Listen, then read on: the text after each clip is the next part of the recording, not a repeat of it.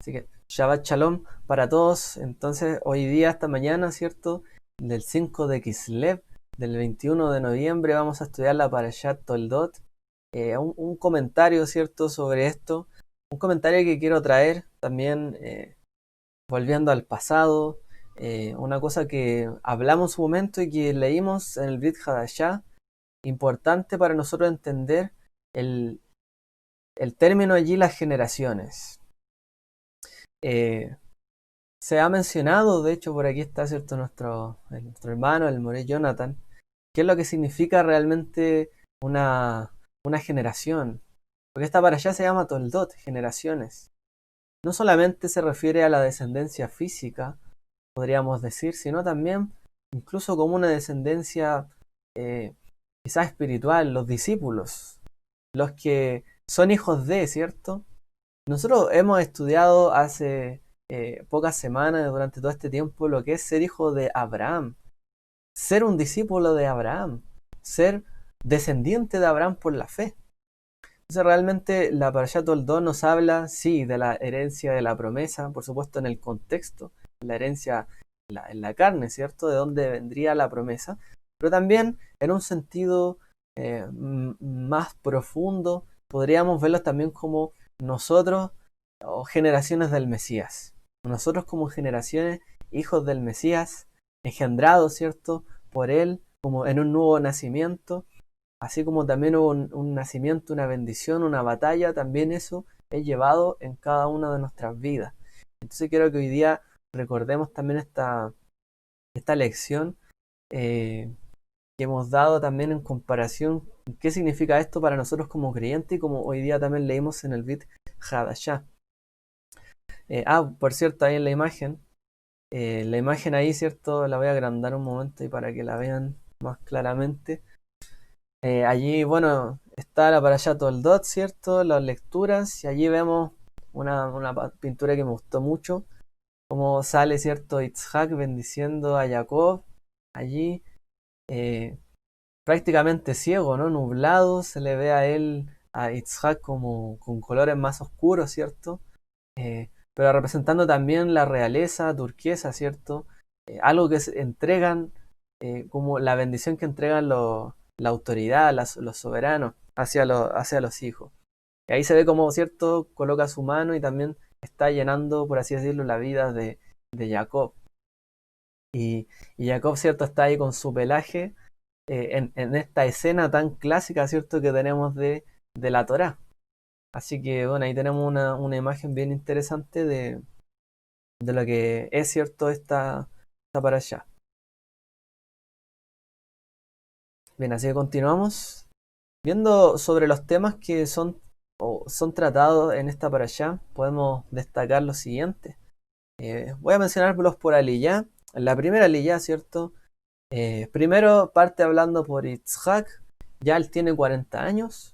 Por ahí en el Seder Olam, en el calendario judío, que tiene su fecha y todo, dice que él tenía 40 años en el año 2088, ¿ya? Cerquita de donde estamos nosotros ya, 2088 el calendario hebreo, judío, cuando se casó con Rivka. O sea, hace bastante tiempo, ¿no? Estamos hablando de prácticamente 3500 años. Bastante, ¿no? Estamos hablando de cosas que pasaron hace mucho tiempo. Se casó prácticamente a los 40 años. Después de 20 años de esto, Esaú y Jacob nacen. O sea, después de esos 40 años, perdón, después de los 20 años, ¿cierto?, que llevaban de casados, ya nacen sus hijos, Esab y Jacob. Y ahí está el primer hito, ¿cierto?, de esta parashá.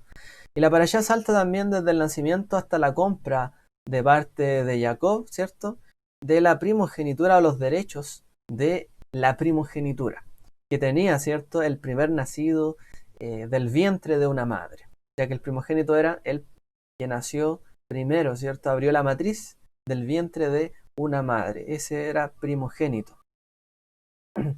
Y eso pasó cuando ellos tenían 15 años, según nos cuenta el Cedro Olam. ¿Ya? Que la semana pasada me preguntaron para ir una fecha, bueno, ahora tenemos una fecha un poco más preparada allí.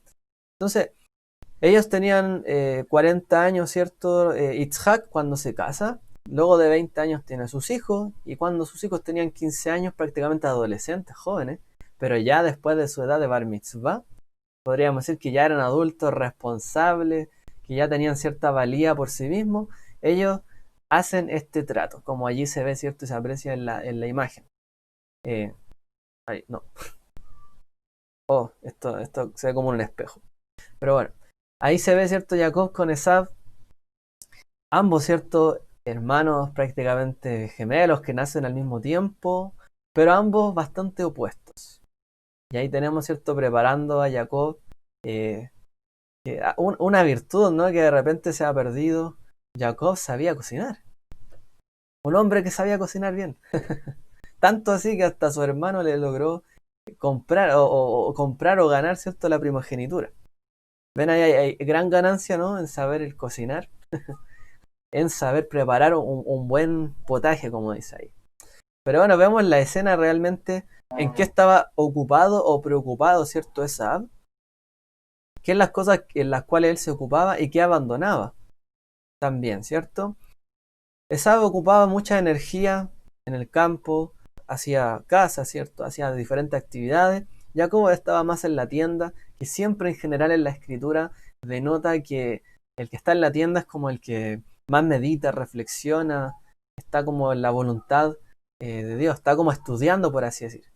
Y el que está en el campo generalmente es porque está preocupado más de lo material. Pero bueno, cada cual con su talento y su don. ¿Cuál es el punto aquí? Que tenían una característica muy diferente. Y en esa escena pasa cuando ellos eran realmente jóvenes, como dijimos. Tenían 15 años realmente. Así que bueno, esa escena es una de las que marca, ¿cierto? Toda la historia también del traspaso, ¿no? No fue el traspaso de la primogenitura a Isaac, no fue tan limpio, porque antes nació Ismael y aquí también. Tampoco fue tan limpio porque también hubo ahí un trato de por medio. Pero bueno, vemos allí una primera escena. Luego en la segunda liada está para allá. Vuelve nuevamente con la historia de Isaac y Rivka.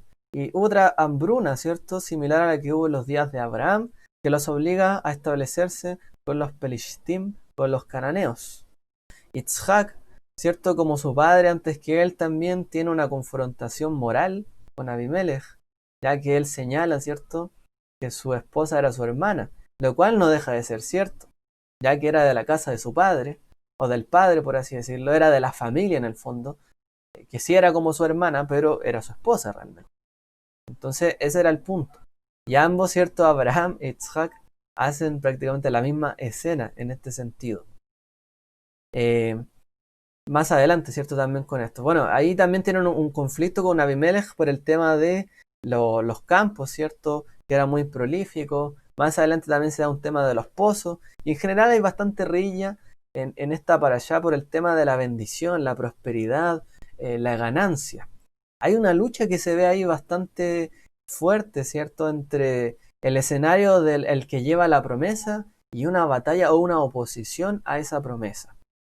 Y en general vemos nuevamente cómo los patriarcas, como Isaac, ¿cierto? También es probado, así como lo fue Abraham. Abraham tuvo sus pruebas, también Isaac tuvo sus pruebas. Y también debía demostrar su fidelidad en todas estas ocasiones. ¿Ya? Creo que por ahí lo mencioné al revés el tema del tema de la hermana, ¿cierto? Que lo mencionó. Pero bueno, creo que se entendió. En la tercera lial, el éxito financiero de Isaac lleva a los celos también a sus vecinos Pelishtim, ¿ya? Entonces, luego como Isaac le estaba yendo tan bien, como era tan bendecido, ¿por qué? Porque él era, ¿cierto?, el heredero de la promesa. Entonces, como él era el heredero de la promesa, otros también la codiciaban, la deseaban. Y tiene problema, entonces él volvió a cavar los pozos de Abraham, lo que resultó en una confrontación con los Pelishtim, los pueblos, ¿cierto?, habitantes de Canaán, por los derechos del agua. Y él se muda de nuevo a Beersheba. Otro caso, ¿cierto?, donde la batalla por la promesa, la bendición, se ve allí bastante clara en los temas del agua, realmente. Recordemos que en estos lugares el agua era primordial, era muy importante. Mantener a los animales, por ejemplo, los camellos en el desierto había que darle muchísima agua. Entonces era importante y los pozos eran una fuente de riqueza, una fuente de prosperidad. Así que los derechos del agua eran bastante peleados. Y nuevamente vemos cómo la promesa, la bendición, es causa también de conflicto. Pero ¿qué es lo que hace Isaac? Así como lo hizo Abraham, no voy a tener problemas. Yo sé que Hashem me bendice, Dios me bendice. Él me llamó, Él me prometió esto. Donde sea que yo vaya mientras ande en su voluntad, no importa. Se cerrará este pozo, abriré otro y Dios me bendecirá. Con confianza, con emuná. Así que prefiere hacer la paz con sus vecinos y seguir su camino, finalmente. Algo que bastante ha tenido que hacer Israel, ¿cierto? Hoy día incluso. Tratar de negociar con los vecinos, ok, damos esto acá, ok, yo doy, no importa. Asumo, ¿cierto?, las consecuencias, pero sigo mi camino también. Derecho, ¿cierto?, mirando, ¿cierto?, el interés de lo que Dios a mí me dio. En el caso de Israel hoy día, a la tierra, ¿cierto?, que el Eterno también ha concedido y ha permitido que hoy día estén allí. Eso fue un pequeño paréntesis. Luego la cuarta liá, Hashem en un sueño le confirma a Yitzhak el futuro de sus hijos. ¿Qué es lo que iba a pasar con ellos? Realmente él puede ver qué es lo que vendrá. Podríamos decir que tuvo una revelación, pero también estaba el deseo, ¿no?, del padre detrás de todo. El ser también lo correcto, el hacer lo correcto en cuanto a la primogenitura. Y al final se ve un conflicto interno. Que luego, ¿cierto?, se manifiesta en algo exterior, en la decisión, ¿cierto?, de la bendición, en el engaño, entre comillas, la suplantación.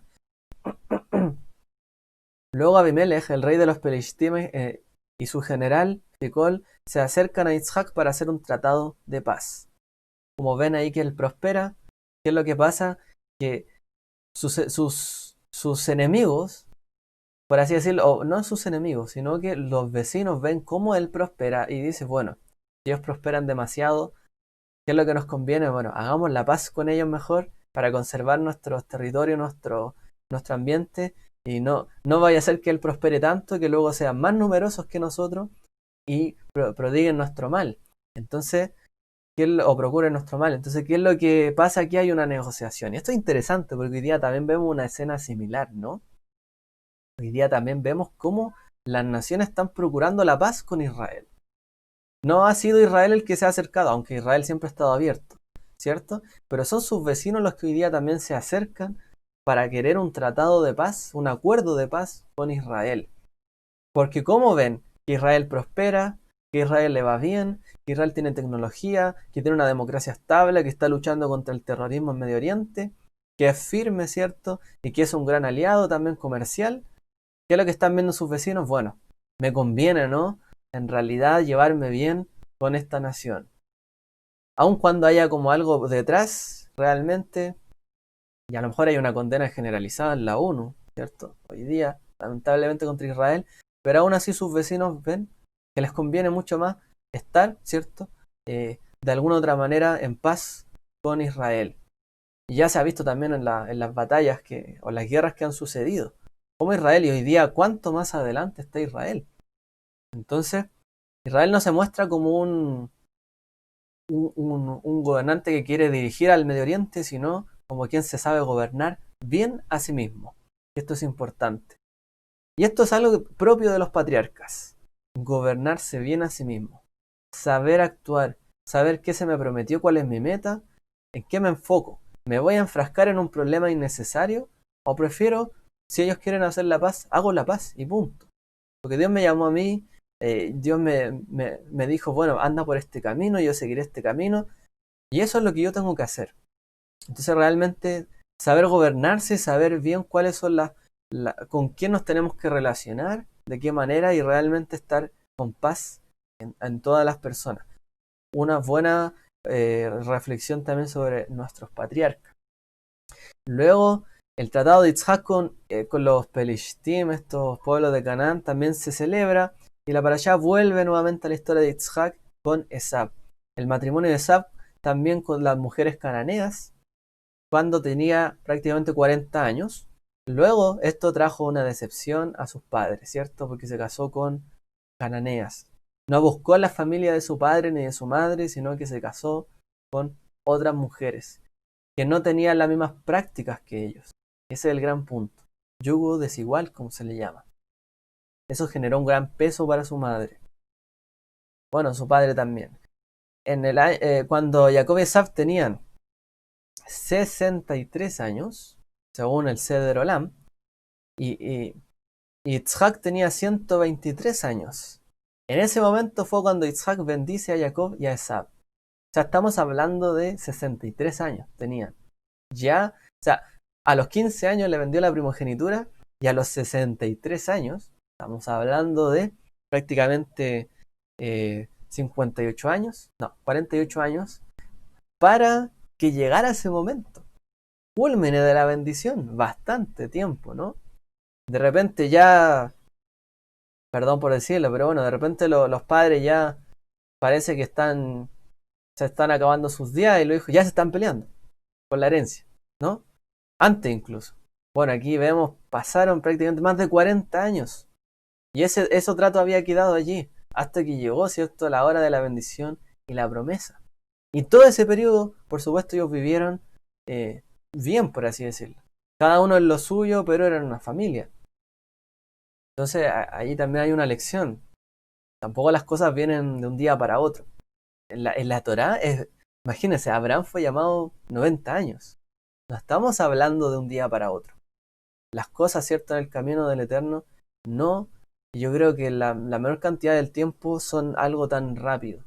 Hay personas que a lo mejor han experimentado esto más aceleradamente, pero la regla es que todo tiene su tiempo, todo tiene que ser probado, todo tiene que ser realmente tratado para que llegue el momento propicio de que la bendición halle, ¿cierto?, la fuente y pueda ser una fuente viva, una fuente que realmente produzca todo lo que se ha colocado dentro de ella, y sea para bien.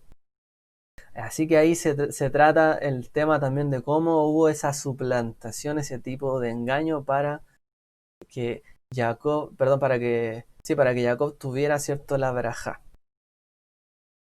Luego, cierto, Yitzhak bendice a Jacob con ganancias espirituales, materiales, le da toda clase de bendiciones y luego regresa a Esav y se encuentra con esa escena realmente bastante difícil. Al final termina frustrado, termina queriendo vengarse, cierto, y consolarse solo con matar a su hermano.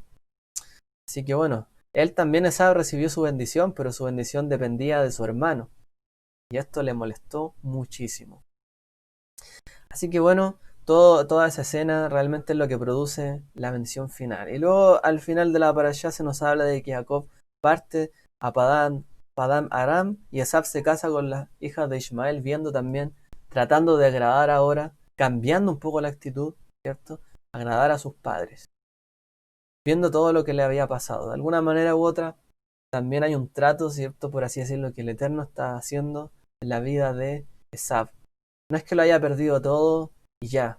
También tuvo un momento de reflexión, de lucidez. Y esto es propio también de una persona poder de a poco rectificar. Pero no todo está dicho y no todo está rectificado. La parashá termina allí y continuará la siguiente semana.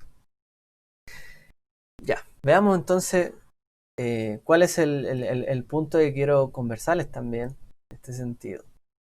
Ahí vemos una imagen bastante, me gusta esa imagen ahí, la manito, ¿cierto?, sujetando ahí el piecito ahí de Saúl, ¿no? Y viene incluso ahí con el cordelito incluido que le ponen, ¿cierto?, a los bebés cuando nacen. Ahí está sujetando, ¿cierto?, apoyándose en la bendición. El nacimiento de dos naciones. La verdad es que esta escena, ya abajo vemos otra escena, ¿cierto?, de cómo aquí, ¿cierto?, aparece, perdón, aquí. Vamos a poner aquí. Aquí cuando están, ¿cierto?, los dos hermanos. Esta es una escena que también se ve en Medio Oriente, o un paréntesis. No es una escena única de la Torá. La verdad es que también existe esta escena en otros tipos de literatura de Medio Oriente. Los gemelos. Los que son iguales pero a la vez tan diferentes, tan distintos. Que llevan a cada uno por su propio lado. Es como también una idea del bien y el mal. El que hace lo bueno y el que hace lo malo, los lados opuestos. como dos que son lo mismo, como dos que vienen por así decirlo, que están tallados o talados de la misma rama, del mismo árbol, pueden ser tan diferentes. Y ese es el punto. Y aquí vemos esa batalla que se lleva, ¿cierto?, dentro del vientre de Rivka. Dice, cuando se cumplieron los días, ¿cierto?, para dar a luz, he aquí había gemelos en su vientre, y salió el primero, pelirrojo, de todo velludo como una pelliz, se llamaron su nombre Esab. Después salió su hermano con su mano asida al talón de Esab, y llamó su nombre Jacob. Y en ese momento nacen dos naciones, Israel y Edom. Más adelante, ¿cierto? Nacen dos naciones que en su momento, que de hecho adorarían al mismo Dios, que tendrían las mismas tradiciones, los mismos patriarcas, pero que se distanciarían tanto con el tiempo, donde uno abandonaría al otro y donde el menor o el más o el dejado de lado sería finalmente el que continuaría el legado hacia adelante. ¿A qué me refiero? Vamos a hablar un poco de eso más adelante. Bueno, un momento, no muy de adelante. Bueno, ¿a qué alude el talón en las escrituras? No lo hemos mencionado, pero es muy importante que lo sepamos, porque esto es parte de nuestra doctrina de fe. Yo quería referirme, ¿cierto?, como generaciones del Mesías. Es importante conocer esto. La primera referencia de cuando se habla del talón, ya que, ¿cierto?, Jacob toma del talón de Esab para nacer, ¿cierto? Primero nace Esab del vientre y luego Jacob se toma del talón y dice que ahí nace. Ahí sale del vientre de su madre, en ese momento. Cuando se nos habla del talón, en la Torá tenemos una primera referencia clara y evidente que aparece en el libro de Bereshit, de Génesis. Y dice, y enemistad pondré entre ti y la mujer, entre tu simiente y su descendencia. Él te aplastará la cabeza y tú le morderás el talón. ¿Cómo dice talón en hebreo? Se dice akev. Perdón, akev. Acento al final. La palabra talón se dice akev. ¿Y cómo se llama Jacob en hebreo? Jacob.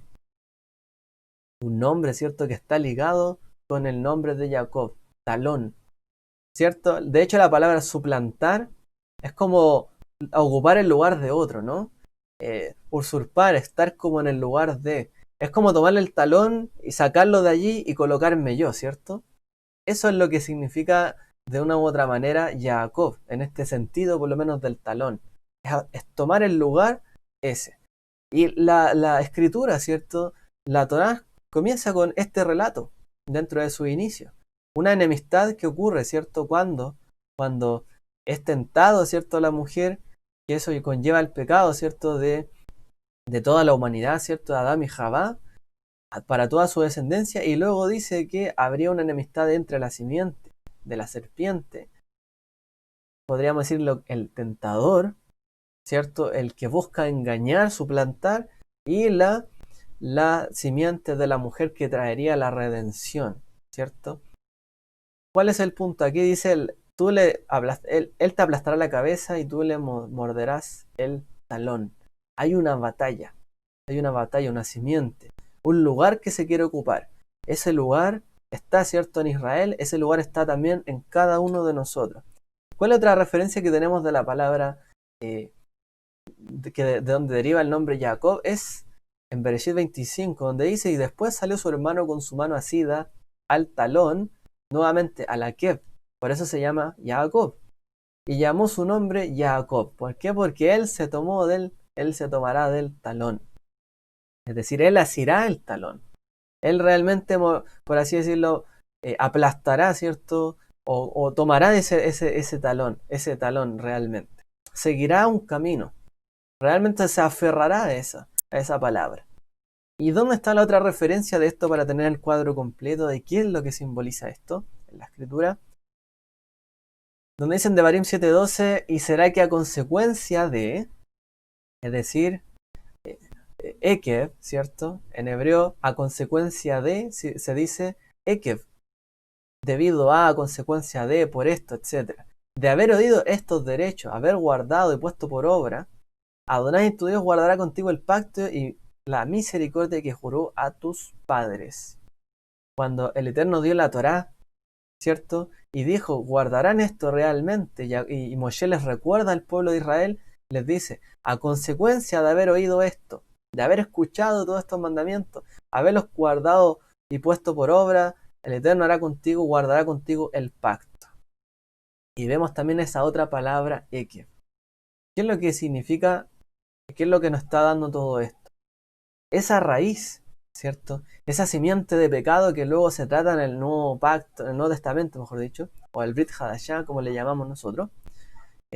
Perdón, de repente digo ese Nuevo Testamento por el curso que estamos teniendo ahí, que suelo utilizar también en la fraseología más por ese lado, para que no se... Le llamamos Brit Hadashah nosotros. Pero bueno, ahí entonces está el punto. Que de esa simiente, ¿cierto? Engañadora, ese pecado que entra al mundo, ¿cierto? Hay una batalla que se está librando también en la vida, ¿cierto? De la persona. Esa batalla se está librando en el vientre también, por así decirlo, o en la vida de la mujer. Y la mujer está luchando con esta simiente. Y finalmente es la simiente de la mujer la que traerá también la redención para esto. Esa simiente de maldad, por así decirlo, esa mala inclinación de nuestros corazones, ese pecado que entró a la vida, según cierto esta doctrina de la Torá, hay una manera, cierto, de sujetarla. Y es pisarle, cierto, por así decirlo, pisarla realmente. No permitir en el fondo que se levante. Porque recordemos que la serpiente prácticamente como que andaba, como dice el Midrash, andaba como de pie también. Se paseaba, ¿cierto? Como que hablaba con la persona, se levantaba, se erguía. Bueno, mantenerla bajo el talón, en el fondo controlarla. Y ese control, para mantener la mala inclinación controlada, era a consecuencia de haber oído estos derechos, estos mandamientos, la Torá. Los mandamientos, los decretos, la voluntad de Dios, seguir su voluntad, permite que nosotros reprimamos también nuestra mala inclinación, nuestros malos deseos, podamos sujetarlo, podamos pisarle, ¿cierto? Para que no se levante, para tentarnos y hacernos caer en el mal.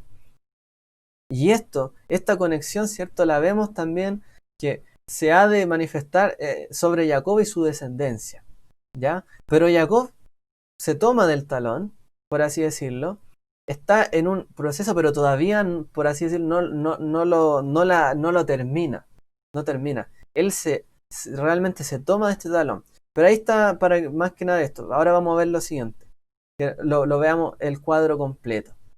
El pecado se origina, ¿cierto? Hay una simiente en la mujer que batalla para pisar a la serpiente y vencerla y derrotarla, que es la mala inclinación. Luego nace Esav y Jacob, y ahí se ve la escena nuevamente de cómo hay una batalla interna por el hijo de la promesa que vendría justamente a derrotar a pisar esa inclinación al mal, y luego por someter también nuestra vida también a los decretos de Dios. Eso se puede controlar. Ya, y vamos a verlo allí y vamos a retomarlo enseguida. Entonces el talón de Esav permitió que Jacob saliera del vientre de su madre, ¿cierto? Por lo tanto, Esav tiene un rol. Esav no es innecesario, tiene un rol. Para que se levante, al parecer, esta descendencia o esta promesa, hay una batalla que se lleva adentro. Y hay uno que le precede. Es decir, por así decirlo, hay un pueblo que manifiesta, vamos a ponerlo en términos así, como un hijo de iniquidad, por así llamarle, o que va por un camino torcido, se manifiesta antes de que venga el periodo, ¿cierto?, del hijo, por así decirlo, de paz, el hijo de la santidad. Yeshua más adelante en la escritura también se refiere a esto. Los apóstoles se refieren a esto.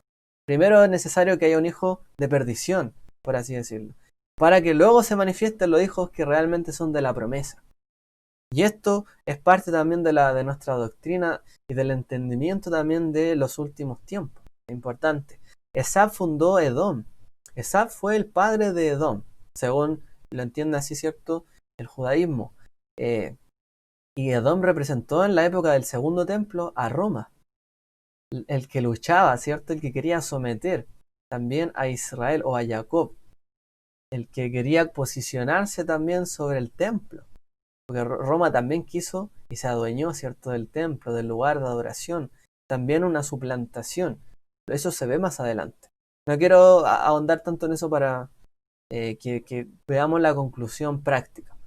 Esab entonces tiene varias facetas. Esab, él era un hombre fuerte, que dice la Torá que con su casa en su boca, deleitosa, él con su casa en su boca, dice en hebreo. Él tenía siempre su casa en su boca. Él siempre estaba teniendo en la casa el fruto de su trabajo, de su esfuerzo, el fruto también que representa de alguna forma la inclinación hacia lo material, hacia lo terrenal, siempre estaba en su boca. Por lo tanto, la voluntad de su padre o del Eterno no estaba dentro de él, pero él mantenía en la boca de Isaac siempre es su casa. Entonces siempre era deleitoso para Isaac la casa de Esab. Mantenía ocupado, por así decirlo, en términos terrenales a Isaac. Y esto también nubló en su momento la vista, ¿cierto?, de quién iba a ser el realmente que tendría que tener la promesa para Isaac. Como uno quiere matar a Jacob, Esab era alguien que realmente se muestra en la escritura como quien quiere derrotar a Jacob, al hijo de la promesa. Una batalla que está contra él, el que se opone finalmente. El que dice, tú me tomaste un derecho que era mío y te estás oponiendo realmente a mí.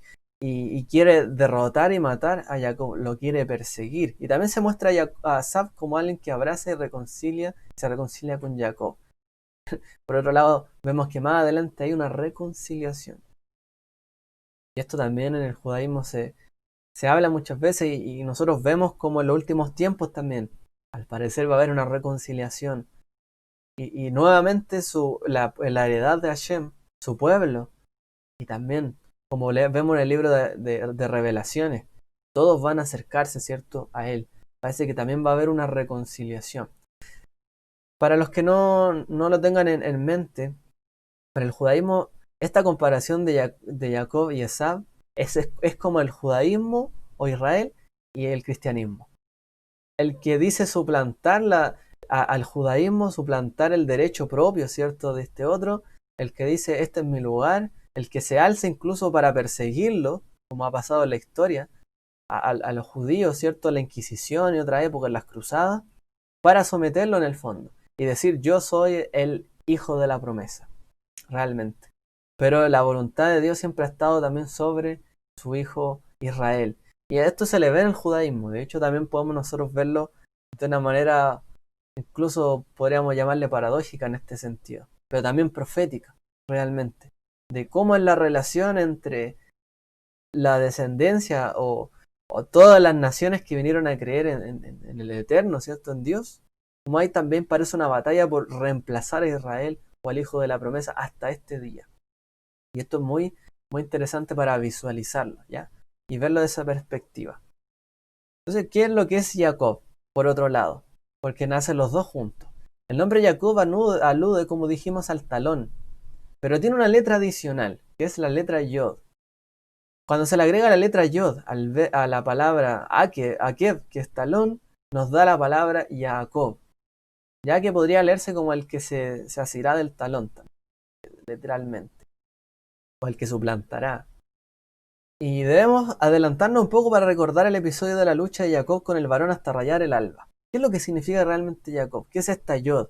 A Jacob se le cambia el nombre por Jacob, el que suplanta, por Israel, ¿cierto? Que sería el que lucha con Dios y prevalece según el texto literal, que también deriva de la palabra rectitud, el que es recto, ¿cierto? En ese momento. El que es recto anda erguido. Nada lo inclina, ¿cierto? El que es recto camina erguido. No cae, ¿cierto? Está de pie. Los rectos permanecen firmes, ¿cierto?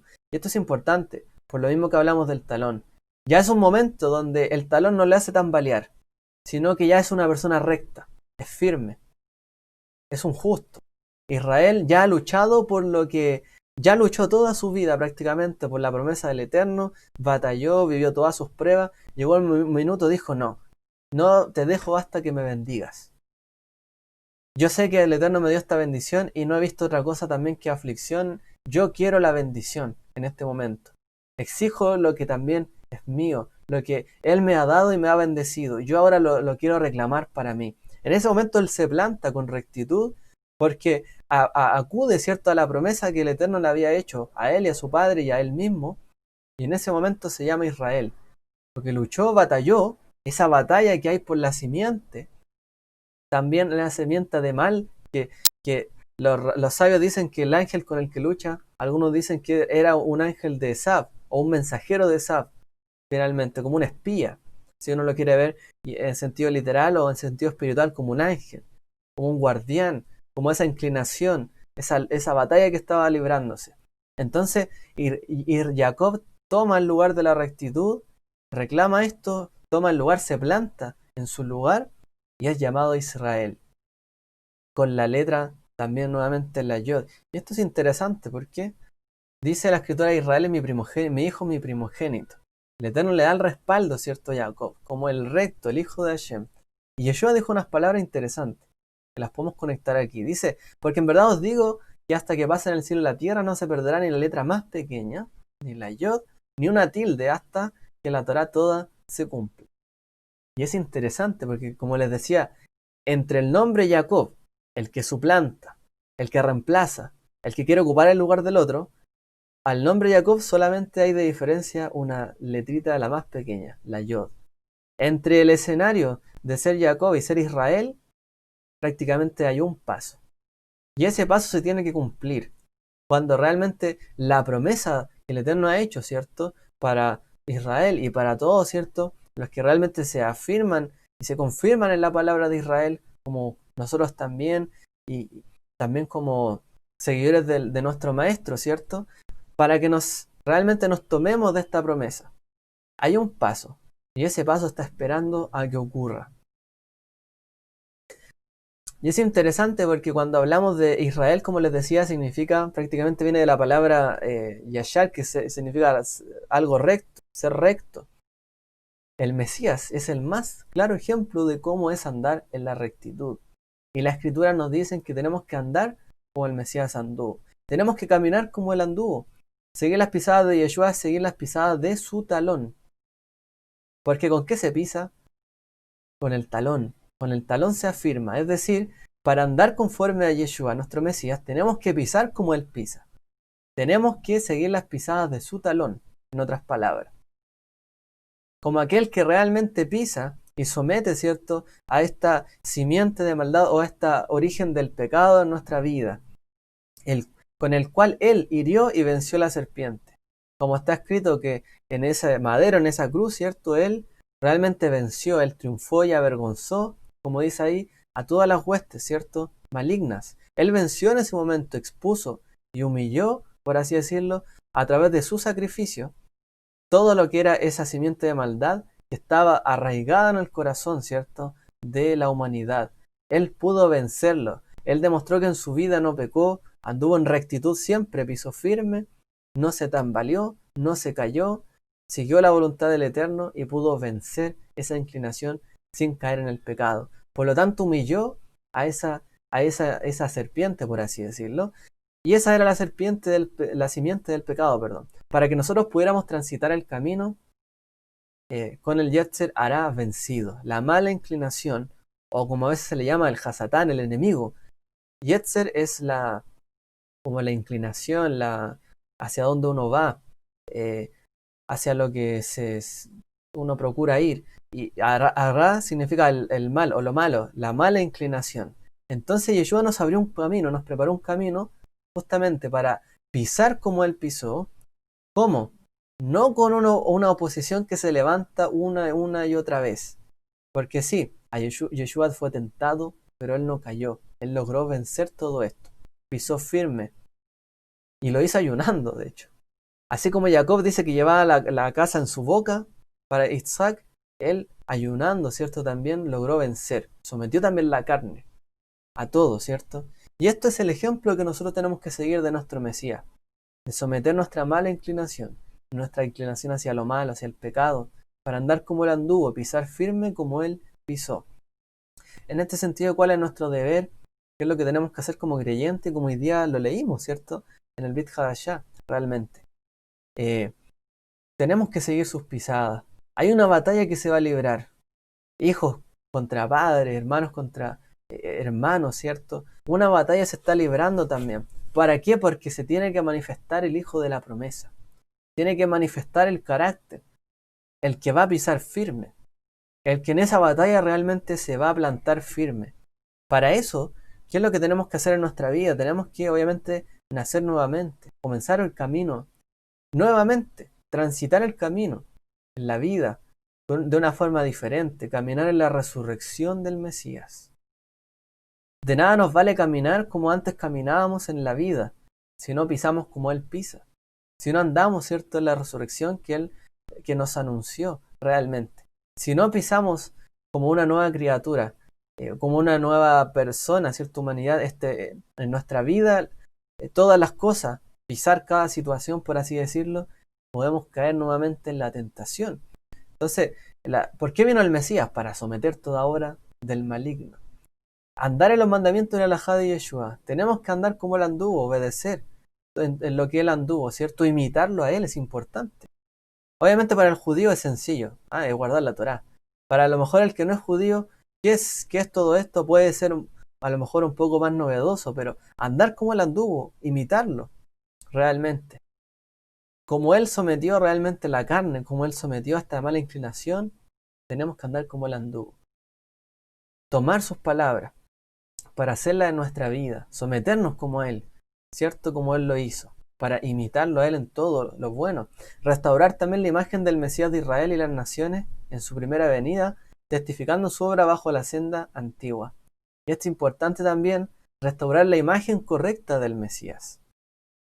Porque a veces se le ve al Mesías como un Jacob, como un suplantador, como un Mesías falso.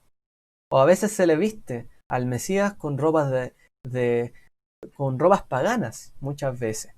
No se dice que él es judío, no se dice que él guardó la Torá, de hecho se dice que él violó el Shabbat, se dice muchas cosas de él, que él fue en contra de la Torá, que él en realidad abolió todo eso que no servía y no se manifiesta el correcto carácter del Mesías. Es también nuestro deber restaurar esa imagen del Mesías para que la imagen del Mesías en nosotros también pueda ser restaurada. Porque de otra manera vamos a seguir andando según, por así decirlo, bajo nuestros corazones y ya. ¿Cuál es el punto de nacer de nuevo? Es andar y pisar como Él pisó, como Él pisa, es la resurrección. Todo esto nos lleva a que tenemos que aprender a ser buenos discípulos. Buenos discípulos, como lo fue Jacob de sus padres, porque él estaba cercano de ellos. A él le interesaba el carácter de sus padres, atención a su padre, a su madre, ¿cierto? Como un discípulo de ellos realmente. Tenía el carácter de sus padres, que les agradaba realmente. En cambio, el otro no, era opuesto. Entonces, la talmidut, o el discipulado, ¿cierto? Lo que nos lleva a nosotros justamente a llevar el camino con el que nuestros padres pisaron. No podemos nosotros simplemente decir, no, yo me voy por otro camino y ya. No. Hay un camino que hay que transitar, las que dice la Escritura. Parados son los caminos y ved cuál es la senda antigua, id por ella. O sea, está bien, se van a abrir calzadas, por supuesto.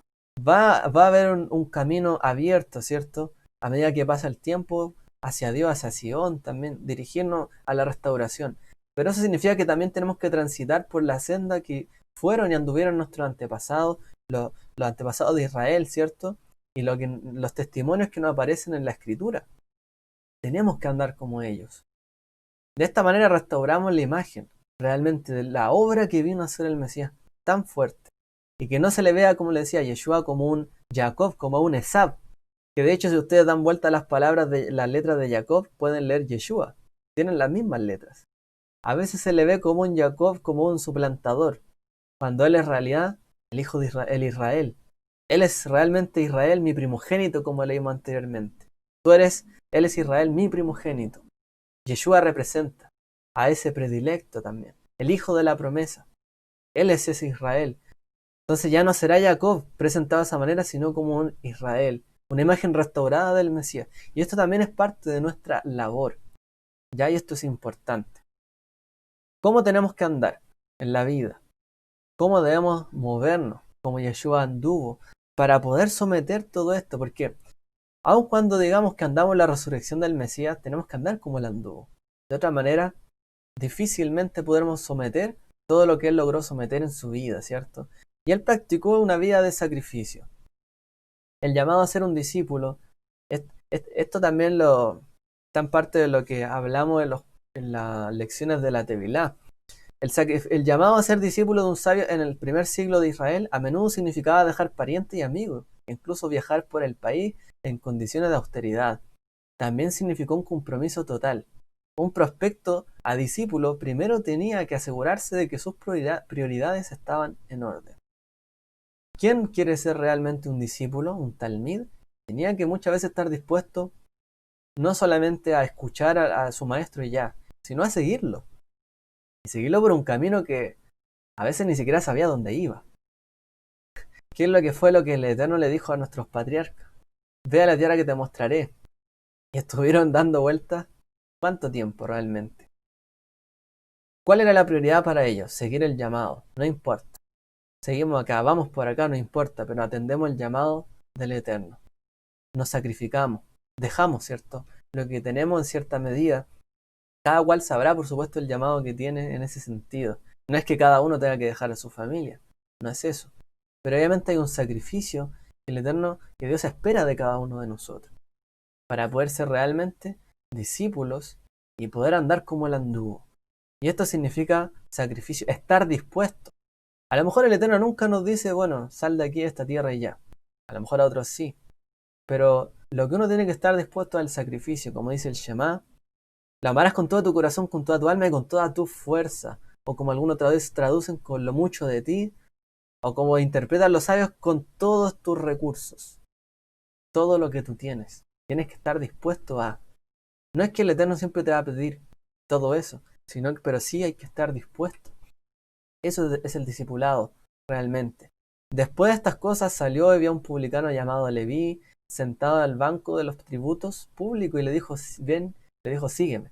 Y dejándolo todo se levantó y le siguió. Mateo también nos dice, Mateo 8, 18 al 22 muestra la firme decisión que necesitaba para seguir a un rabino de aquella época. También nos muestra cómo le pidió a sus talmidín realmente que dejaran todo. En un momento también les dijo, dejen ¿cómo es que dice? Su red para la pesca y síganme. Vayan, dejen y síganme. Sean discípulos realmente. Aprendan. Aprendan cómo se vive la vida, no solo como todos la viven, sino quién logra vencer en la vida. Quién es un ganador realmente en la vida, el que puede someter su inclinación.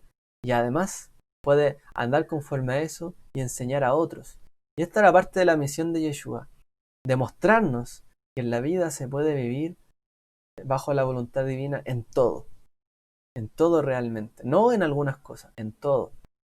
Nos dejó una vara alta, pero alcanzable, porque si no, no nos hubiese dicho que lo imitáramos. Es alcanzable. Por supuesto que lo podemos hacer. Yeshua no quería que sus potenciales discípulos tuvieran falsas expectativas, y con frecuencia se destacó la necesidad de calcular el costo antes de hacer un compromiso con él. Por supuesto, ¿quién les pidió compromiso? No les dijo, les voy a dar el cielo y la tierra, van a tener honra por ser maestros, van a ser los que más sepan en el mundo, no. Por supuesto. ¿Qué es lo que él quiere ver? El compromiso. Que ellos realmente puedan calcular el costo de que es seguirle. Seguir realmente un llamado de Dios tiene un costo. Tiene por lo tanto un compromiso.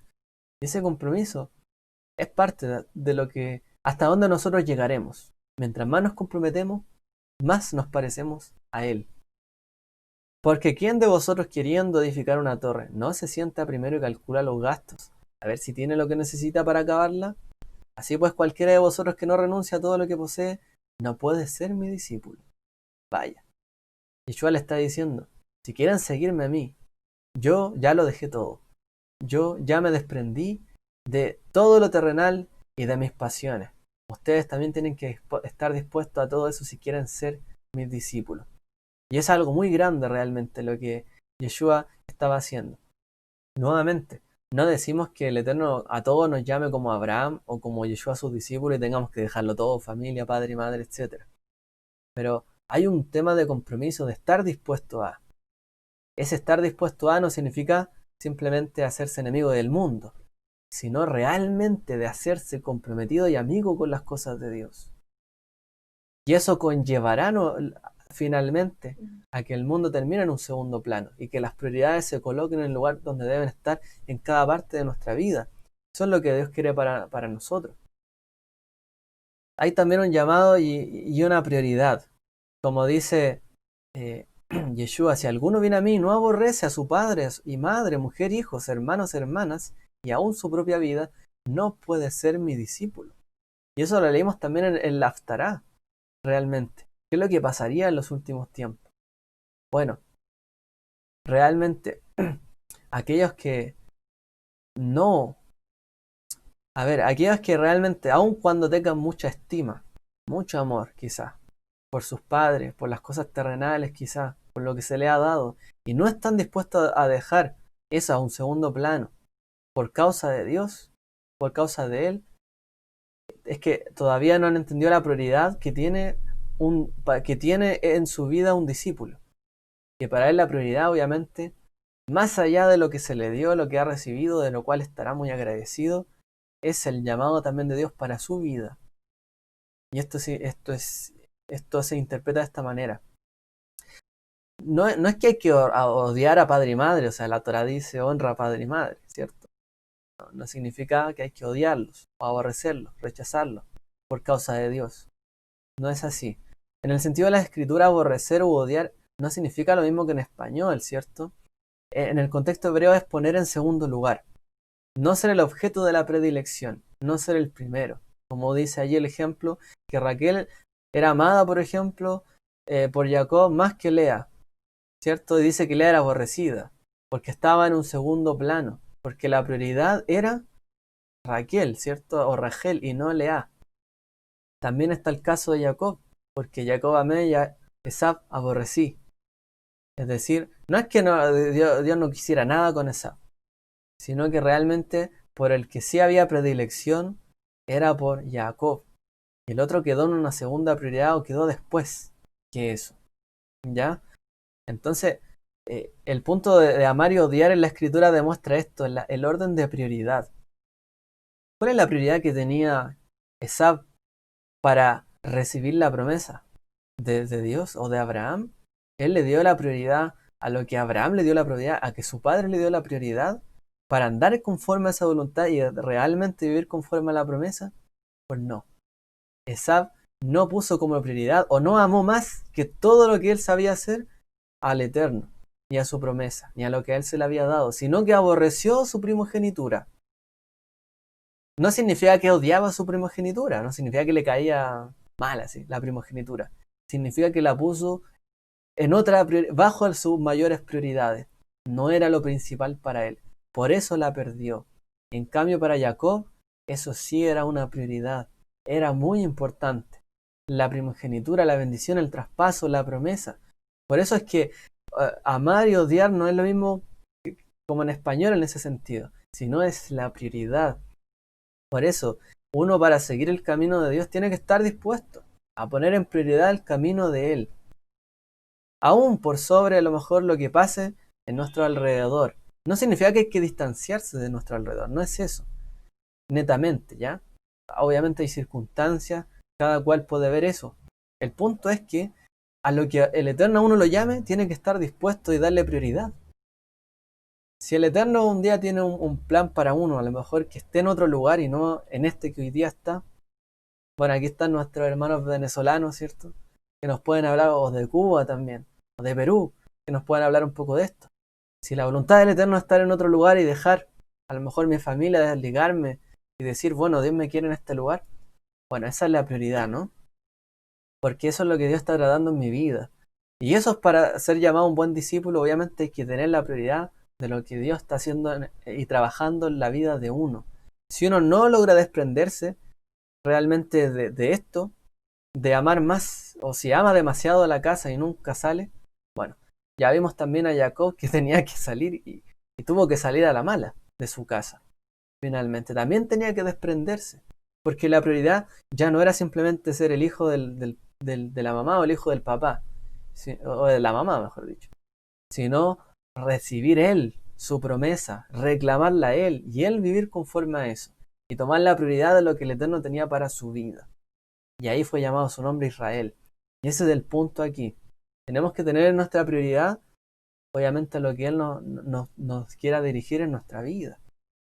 No aferrarnos ni amar tanto las cosas materiales o los placeres o incluso las cosas afectivas, las relaciones, más que lo que Él, tenemos que amarlo a Él, en lo que Él haga en nuestra vida. De otra manera nunca vamos a dar un paso más allá. Y a veces cuesta, ¿no? Es difícil, pero es un paso necesario. Porque esto también trae salvación, redención y que la promesa y la bendición pueda seguir avanzando a la siguiente generación. Por eso a veces los padres, ¿qué es lo que buscan de los hijos? Que salgan, que se desarrollen, que sean independientes, que no vivan siempre dependiendo de otros, para que también fluya y por lo que ellos trabajaron, él también lo tome y siga avanzando y lo traspase a los demás. Prioridad, lo de uno. Por eso cuando una persona se casa, su familia directa ya no es sus padres y sus hermanos, sino su esposa, ¿cierto? O en el caso de la mujer, su esposo y sus hijos. Esa es su familia, ante todo. Por eso no es bueno que la familia esté demasiado, ¿cierto? A veces, por así decirlo, metido en los problemas de ahora de esta nueva familia. Porque ellos ya son algo independiente y tienen que ponerse su prioridad. Otra prioridad, ¿cierto? Primero ellos, antes que los familiares, por así decirlo. Bueno. Y lo último, de la importancia del llamamiento, es que es como un padre. Ser discípulo es seguir a nuestro maestro, y el maestro es como un padre finalmente. En los días de Yeshua era común una visión diferente a la que nosotros manejamos respecto de los maestros rabinos, la cual fue la misma que utilizó Yeshua, más que un padre para sus que fue más que un padre para sus talmidim. Yeshua dijo: nadie busque llamarse cierto padre o rabino, etc., porque buscan la honra. No es que no hubiera o no existiera, ¿cierto? Porque uno reconoce cuando hay maestros, cuando hay gente, o cuando tenemos nuestro padre. No es que Yeshua haya dicho no le llamen a nadie padre o maestro, sino que realmente no busquen ellos llamarse de esa manera, porque buscan honra, ¿cierto? Pero en cuanto al talmid, al discípulo, a la talmidá, a la discípula, ¿qué es lo que tienen que buscar realmente? Esa figura a la que imitar. Esa figura a la que imitar, en su momento, ¿cierto? Para Isaac fue Abraham, para Jacob fue Isaac, y también fue lo que las madres les dijeron. Y para los discípulos de Yeshua fue Yeshua. Hay un verso del Talmud que es interesante en este sentido. Dice: cuando uno está en busca de los bienes perdidos, tanto de su padre y de su maestro, la pérdida de su maestro tiene prioridad sobre la de su padre, ya que su padre lo trajo solo a la vida de este mundo, mientras que su maestro, quien le enseñó la sabiduría, es decir, la Torá, le ha traído a la vida del mundo venidero. Pero si su padre no era menos erudito que su maestro, entonces la pérdida de su padre tiene prioridad. El tratado de Baba Metzia y otros que están hablando un poco de pérdida, objetos, cosas, daños también. Por eso está hablando como en ese sentido de la prioridad de buscar o ayudar a un padre primero o a un maestro. ¿Qué es más importante? Dice. Bueno, realmente dice el padre o el que lo educa en su prioridad máxima, en el fondo, que ya en un momento deja de ser el padre o madre, a lo mejor físico, sino lo que el Eterno tiene para su vida. El que lo educa en ese camino, obviamente, en ese momento se vuelve algo muy importante para él. Por eso es que para nosotros Yeshua es nuestro maestro, nuestro Señor, nuestro amo, como nuestro Padre, en ese sentido. Él nos guía, ¿cierto?, en el camino de la justicia. Los discípulos terminan siendo como esto. Los apreciamos. Incluso a veces más apreciamos más sus palabras que a veces lo que recordamos de un padre o una madre quizá. Obviamente el padre y madre puede recordarnos las palabras de nuestros maestros y seguir ahí siempre latente, siempre la sabiduría. Pero lo que vamos es que realmente esa sabiduría que recibimos de maestros o de la Torá o de Yeshua nos coloca la prioridad para nuestra vida y tenemos que valorar eso. Tenemos que valorar quién logra colocar esa prioridad en nuestra vida. Es una manera indicada, ¿cierto?, de moverse realmente. Por eso Yeshua se transformó prácticamente en el padre de todos sus discípulos. Andaban de aquí para allá y lo seguían de un lugar para otro. Bueno, Vamos a las conclusiones ya para cerrar y finalizar y cerrar toda esta idea. Esperar que este resumen también de discipulado, de lo que es, lo que Yeshua sometió, lo podamos también nosotros practicar en nuestra vida a través de la talmidud, del discipulado también en nuestra vida. Que toda obra del Mesías tenga su efecto en nuestra vida depende de nosotros. No depende de él. Él llamó. El Eterno llamó a Abraham. Depende de Abraham salir o no. Depende de los discípulos seguir o no a Yeshua. Si no cumplimos en todos estos aspectos, no andamos en las pisadas del Mesías con total entrega, no nos será quitado el Mesías ni el haber sido nacidos de nuevo. Por supuesto, eso ya está. En cambio, no experimentaremos el poder de la resurrección del Mesías cada día, ya que dice la Escritura que Él nos ha levantado entre los muertos. Vivimos bajo el poder de la resurrección del Mesías. ¿Es eso cierto? No seremos guiados 100% por el Ruach HaKodesh, donde los nacidos del Ruach son como el viento y no hay condenación en los que andan en el Ruach, es decir, andan conforme a la voluntad, en la prioridad del Padre, se dirigen conforme a su voluntad. Por lo tanto, todo lo que hacen es como lo que hacía Yeshua, está de acuerdo a su voluntad. Quedaríamos bajo maldición en la Torá, si realmente no lo viéramos así. En tanto que pensamos que es nuestra propia naturaleza la que nos puede sacar adelante, pero no, realmente. No es así, no puede lograr nuestra propia naturaleza que cumplamos a cabalidad la Torá, los mandamientos, o que realmente pensemos que por mejorar uno podamos vencer a la mala inclinación. No, tenemos que someternos a la autoridad del Mesías, someternos a su resurrección, al poder de su resurrección. Tenemos que vivir cada día como que Él nos levantó entre los muertos. Andamos en nueva vida. Nuestras pisadas no son las de antes, sino como alguien nuevo. Y andar en la fortaleza y con el espíritu que el Mesías lo levantó y lo hizo andar en toda su vida. ¿Cierto? Que lo llevó a ese camino finalmente de vencer, de pisar el talón firme. Si nosotros no andamos y no nos disponemos como el Mesías, prácticamente estaremos diciendo, bueno, voy a hacer esto a lo mejor y me va a ir bien y Dios me bendecirá a lo mejor. Y no con una convicción de que esa es mi prioridad. Es mi prioridad hacer la voluntad del Padre, andar conforme a la obra y vencer eso. Para eso se levantó el Mesías. Para eso vino el Mesías. No podemos vivir derrotados, ni pisoteados, por así decirlo, ni tambaleándonos todo el tiempo. Tenemos que vivir pensando que el Yeshua, el Mashiach, nos levantó entre los muertos. Y vivir en la fortaleza y en el espíritu que Él lo mantuvo en su vida. El que dice que permanece en Él debe andar como Él anduvo, dice Juan. Y solo fue Yeshua el que pudo sostener ese peso. Permaneció firme, no se tambaleó, sino que firme. Pudo recibir el peso de la gloria de Dios, que se posó sobre él a través de esa imagen, no del Ruach.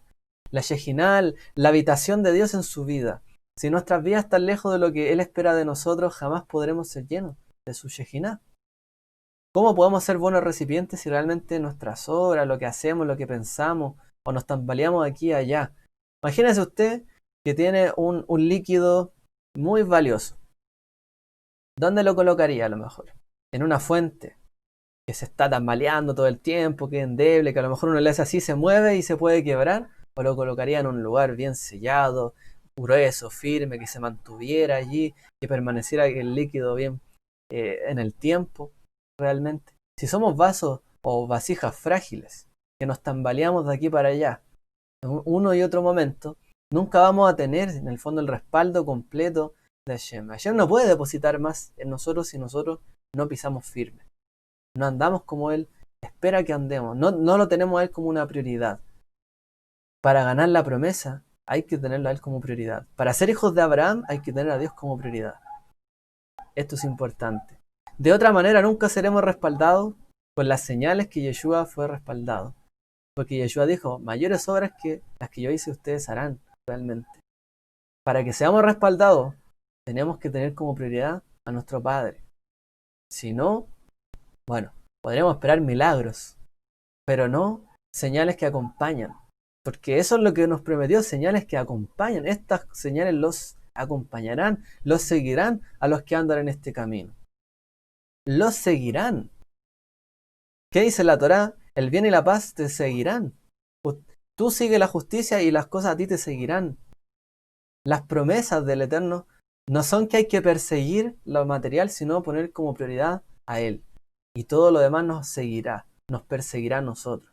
Buscar el reino de Dios y su justicia, y todo lo demás viene por añadidura. No hay otra manera de que realmente podamos vivir como Él vivió y que pueda manifestarse lo que se manifestó en Él, en nosotros. Si no está Él como una prioridad. Y con esto cierro. Pero cuando venga el Ruach Emet, el Espíritu de verdad, Él os guiará toda la verdad porque no hablará por su propia cuenta. Es decir, ahí nos da un ejemplo ya lapidante. El Ruach no habla de su propia cuenta. Ya está sometido, ¿cierto? Lo que Él deposita en nosotros ya está sometido a Él. ¿Qué queda de nosotros? También tenemos que someternos a esa voluntad que Él coloca en nuestra vida, en nuestros corazones, en su Ruach HaKodesh, a su espíritu de verdad, a toda la verdad que Él nos ha mostrado. Si no está así, ya está mal. Porque no hablará por su propia cuenta, sino que hablará todo lo que oyere. En el fondo, no hablará su propia cuenta. Nosotros también tenemos que hablar lo que Él también coloque en nosotros. Ni hablará todo lo que oyere. No tenemos que repetir todo lo que escuchamos realmente. Perdón, sino que hablará lo que... Bueno, eso era aparte. Sino que hablará todo lo que oyere. Todo lo que oímos de Él, realmente todo lo que hemos escuchado que es bueno, eso tenemos que hablar. Y os hará saber las cosas que habrán de venir. Y nosotros también nos convertimos en anunciadores, en parte como profetas de lo que vendrá. Porque conocemos la voluntad de Él y sabemos cómo son las cosas, cómo es Dios, cómo Él obra. Por lo tanto, podemos saber lo que puede venir. Es como una persona, un experto. ¿Cuál es la diferencia entre una persona, un oficio, una profesión, a alguien experto? El experto puede ver todas las variables y más o menos sabe para dónde va la cosa. Nosotros también tenemos que saber y podemos saber cuándo escuchemos lo que está sucediendo de parte de Él. Estas cosas os he hablado para que me tengáis paz. En el mundo tendréis aflicción, pero confiad, yo he vencido, yo he pisado, ¿cierto? Yo he vencido realmente al mundo. Yeshua venció. Tengamos paz. Ya no va a haber una serpiente ahí dando vueltas si realmente pisamos firme. Pero si no pisamos firme, estamos mirando, ¿no? El tentador, alguien que nos tienta, alguien que nos haga caer. ¿O quién va a ser el próximo que nos va a poner un tropiezo? Por eso andemos firmes. Pero para eso tenemos que poner una prioridad. Esaf no tenía la prioridad correcta. Jacob sí la tenía, pero todavía no tenía la firmeza para seguir en esa promesa. Y en eso tuvo que trabajar el Eterno en su vida. También Él ha trabajado en nosotros. Y esperemos, ¿cierto?, que con la ayuda de Él, cada uno de nosotros en nuestra vida pueda trabajar en este ámbito para andar como Él anduvo, pisar como Él pisó y seguir firmes adelante en la voluntad del Eterno. Así que llego hasta aquí, por lo menos en esta para allá, en mi comentario. Que el Eterno les bendiga a todos. Shabbat Shalom.